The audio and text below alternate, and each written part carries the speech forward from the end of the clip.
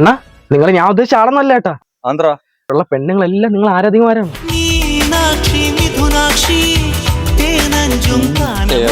എനിക്ക് നിങ്ങളായാ മതി അണ്ണാ.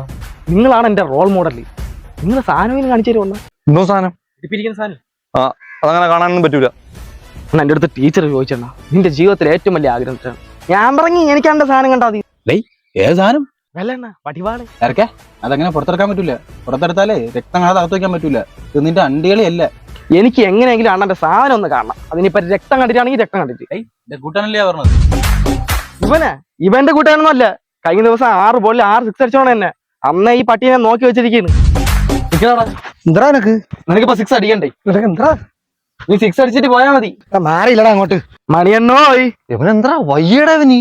നീ മണിയന്റെ സാധനം കണ്ടിട്ടുണ്ടാടാ? നീ മണിയന്റെ സാധനം കണ്ട, നിന്റെ പിടിക്കാൻ കണ്ട. മാറിയില്ലടാ അങ്ങോട്ട്. മണിയണ്ണ എടുത്ത് വീശണ്ട അങ്ങോട്ട്. ഓടാർക്കാൻ മാറി അങ്ങോട്ട് എടുക്കണ്ട.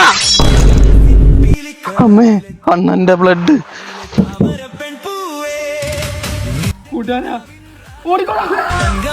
ഇതായിരുന്നു അണ്ണന്റെ സാധനം. മണിയണ്ണന്റെ മണി പോയടാ.